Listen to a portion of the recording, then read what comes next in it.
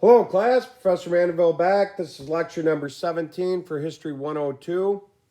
What we want to pick up with are a series of wartime government agencies created by the Wilson administration to assist in fighting the war, World War I, that little did they know at the time are sort of experimental runs for agencies that will be much larger and more important during a much more horrible war, World War II. And just to give you an idea of the extent of the two wars, remember, we had a military of 3 million men who fought for the United States during World War I. The military of the United States during World War II will be 15 million. So it's a much larger effort. Now, these agencies, the first one I want to talk about here is the War Industries Board. Now, this was created during the war to oversee industry, and it allowed the president to tell manufacturers through this War Industries Board what they could and could not manufacture. Namely, they were ordered to manufacture war materials. Now, also this organization was able to allocate the distribution of raw materials to specific industries for the war effort. And they were also able to fix prices during the war to offset what typically happens during a war, horrible inflation. Now, there were critics of the War Industries Board. Some of them called them the dictators of the U.S. economy. But they were very effective in their efforts to quickly equip our 3 million men. Now, another one of these agencies created during this time period was the Fuel Administration. Now, the Fuel Administration was obviously created to oversee the distribution of vital energy during the war. And the person put in charge of this will later on in his career be vice president under Franklin Roosevelt, Harry Garfield.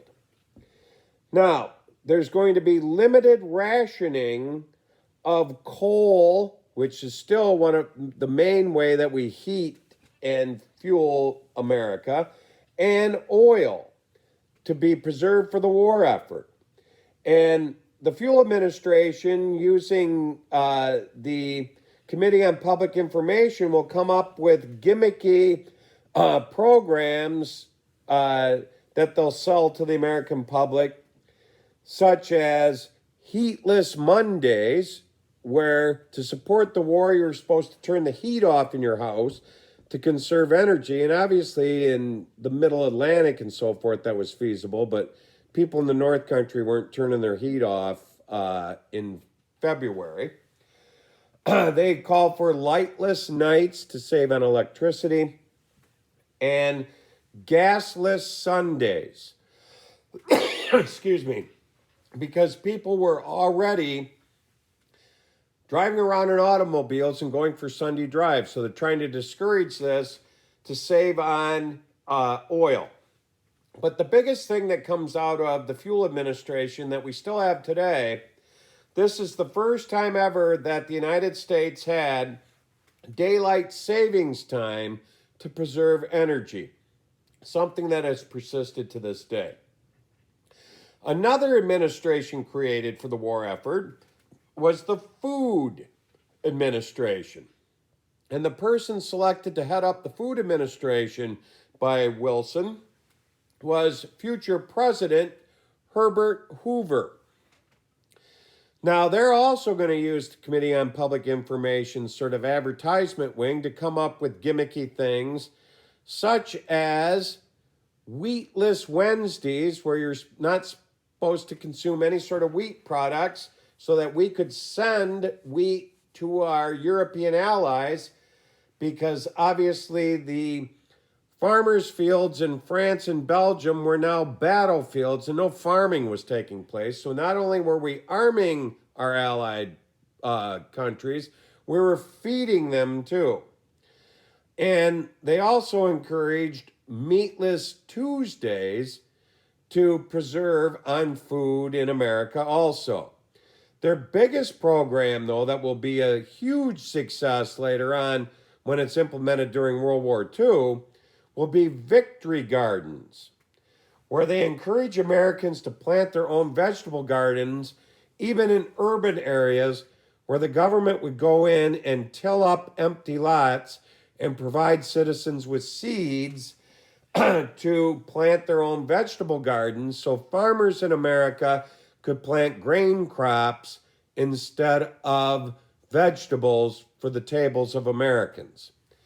To lead by example, Woodrow Wilson also had a herd of sheep brought to the White House and had them on the White House grounds where they were raised, and then it was a big event for the press when the wool was sheared off these sheep, because the wool would then supposedly be used to manufacture uniforms for our soldiers. So, other agencies that were brought in or created during World War I that will be duplicated during World War II, but to a much larger extent. You know, one thing I didn't mention about the War Industries Board, during World War II, there will be strict rules on what you can manufacture. Like the big three automakers had to all shift from manufacturing automobiles to making tanks and Jeeps. That's why there's no such thing as a 1944 Ford.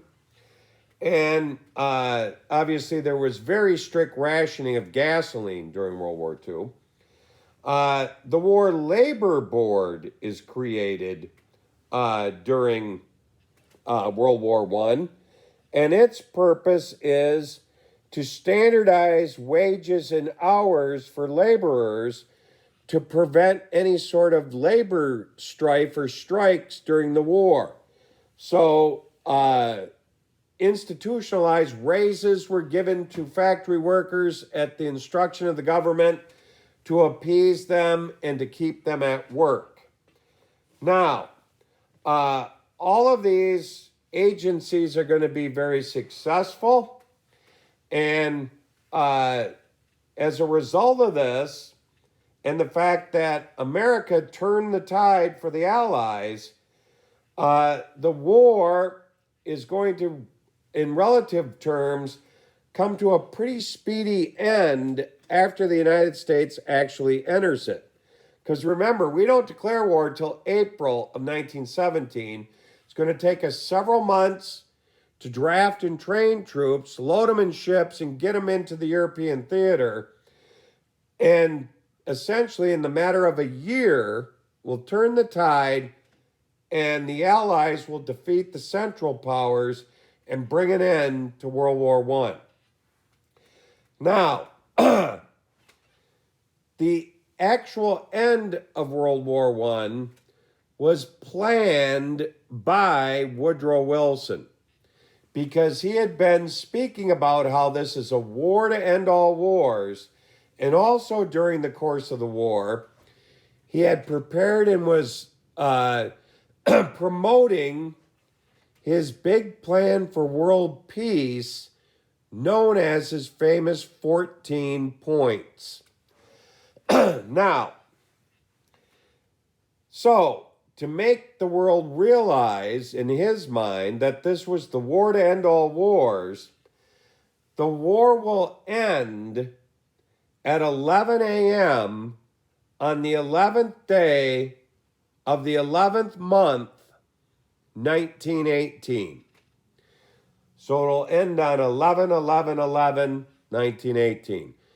That's no accident. That was planned, because Woodrow Wilson wanted that actual time on the 11th day of the 11th month to be remembered forever, because he believed if his 14 points were implemented, that that would be the end of all wars in the world. Now, obviously, that didn't happen.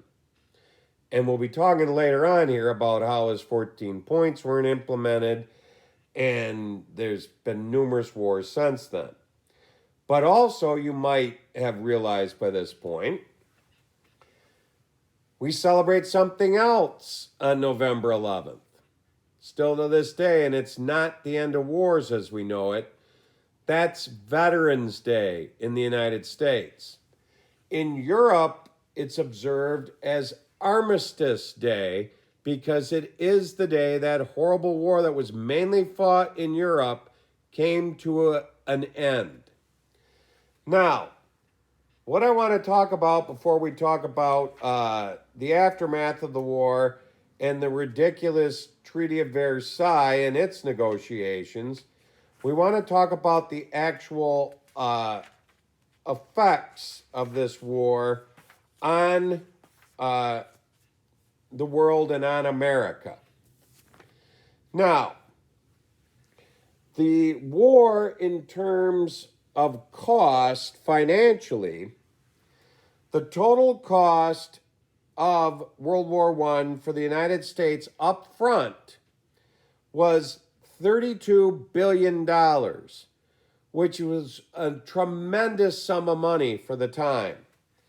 Now, to give you an idea of how expensive that was, the typical budget for the whole federal government during this period only ran slightly more than $1 billion a year, and we're going to spend $32 billion in less than 2 years. Now, the government sold Liberty bonds during this time period to fund it, plus they raised income taxes substantially to come up with this $32 million up front. Now, the overall cost of World War I to the United States government, because wars are paid for over time, especially when you issue bonds, but also one thing that Americans don't take into consideration when they think about warfare is the veterans. And there's 3 million of them from World War I. And veterans have to be taken care of. Their benefits are paid for. Some are disabled forever. They leave behind families if they're lost at war. So the total cost of World War I to the United States, because the last veteran of World War I just recently passed away within the last 5 years, was a grand total of $112 billion after we paid all interest on bonds and benefits to World War I veterans who lived well into the 21st century. Now, I'm going to post a handout that I hopefully can find at home about that gentleman, the last veteran to die. And also, I have the 14 points on that handout that I'll share with you, and I'll scan it and put it on the class. Now, as far as other financial aspects of the war, when the war began in 1914, the United States was a debtor nation. We owed other nations and foreign investors $3 billion. By 1919, the United States emerged out of World War I as a creditor nation because we had lent the Allies a lot of money to purchase those weapons we were shipping them. So after the war's all said and done, foreign governments owe the United States government $10 billion, and $3 billion is owed to private American investors. So it's a total turnaround from being in debt $3 billion to being creditors to the tune of $13 billion. Quite a turnaround for the United States. Now, another factor in every war, unfortunately, is the loss of life.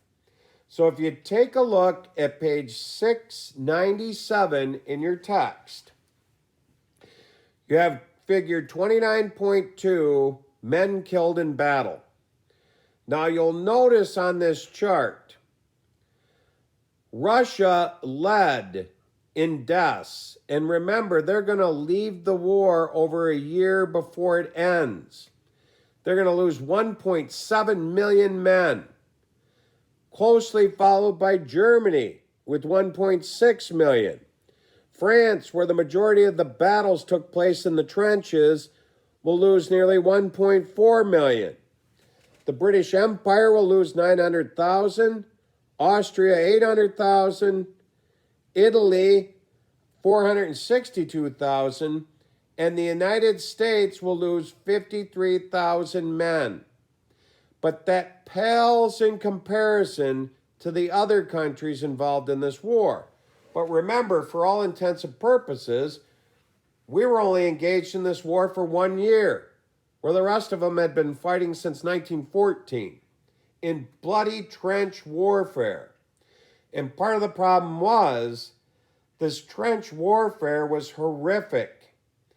And not only were they fighting from trench to trench with new modern weapons like machine guns and aircraft, but unfortunately, both sides were unleashing chemical weapons on each other in the trenches of Europe.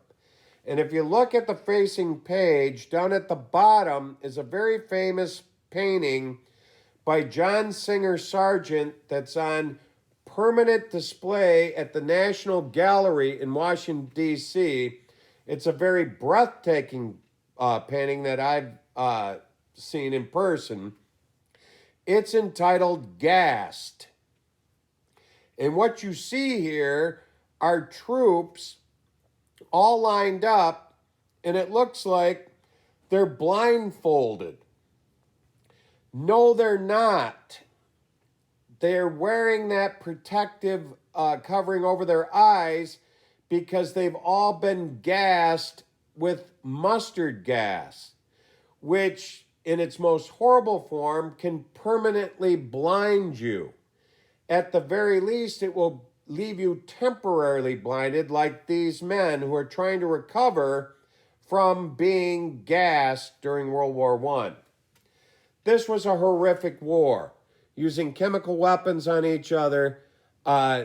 It's beyond belief. Now, when the war's all over, it's time to come up with a peace agreement. And Woodrow Wilson is going to be fighting an uphill battle because he believes if he can go to Europe with his 14 points, get them implemented, that's the formula for world peace. But unfortunately for him, the deck's stacked against him.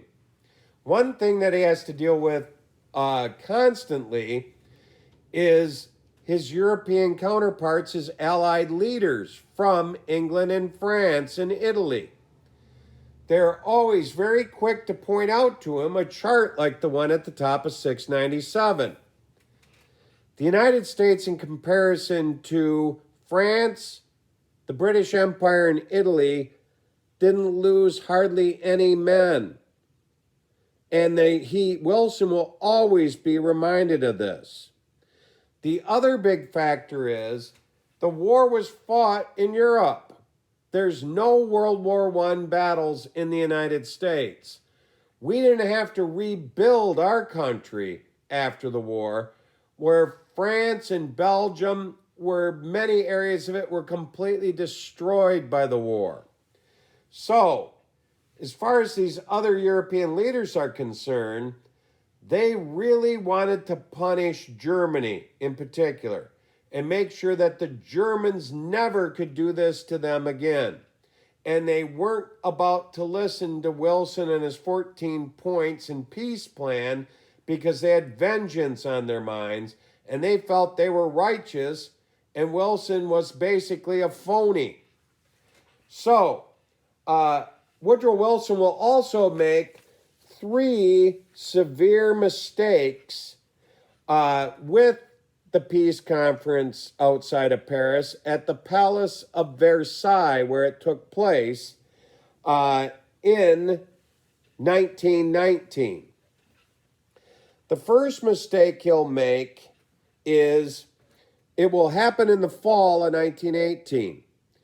Throughout the course of the war, Wilson had been constantly harping on the idea that during the war, politics is adjourned, as he said.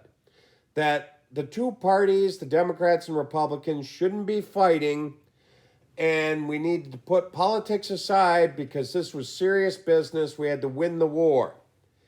Now, obviously, Woodrow Wilson had inside information that the war was starting to wind down by October of 1918, and obviously it ends in November of 1918. So out of the blue, he sort of brings politics back, and he doesn't warn his Republican counterparts, and 1918 was a midterm election year. He's going to quickly hit the campaign trail, campaigning for Democrats to win Senate seats, because he believes he needs more Democrats in the Senate to approve whatever treaty that is brought back from Paris that ends the war. And he, at this point, believes it's going to be a treaty based on his 14 points. But as we'll find out, he's horribly wrong. The second big mistake he makes is he will personally travel to the palace in Versailles outside of Paris to negotiate this treaty. The reason why this is a mistake, he will be the first president while in office to visit Europe. Now remember, he just doesn't hop in Air Force One and fly over there. He's got to take a ship, which takes several days, and then he's going to be in Europe several weeks negotiating. And we don't have modern communications like we do today. So the president's going to be out of country for a prolonged period of time, and Americans aren't really happy about that. They're nervous about it. And the Republicans are going to key in on this, saying, why doesn't he just send representatives like the Secretary of State and others? All he's doing is grandstanding, and it's all about Wilson and his 14 points and nothing else. And granted, they may have a point there. So, he probably shouldn't have went himself, but he believes if he can push through these 14 points, it's the formula for world peace. That's what's going on in his mind. The third mistake he's going to make is the delegation he takes with him. There's one person in particular that he should have brought with him to Versailles, and that is Senator Henry Cabot Lodge from the state of Massachusetts, a Republican. He was the chairman of the Senate Foreign Relations Committee. That's the committee that first debates any treaty that's going to come back from Europe and recommends either to pass it and ratify it or turn it down. He's the boss.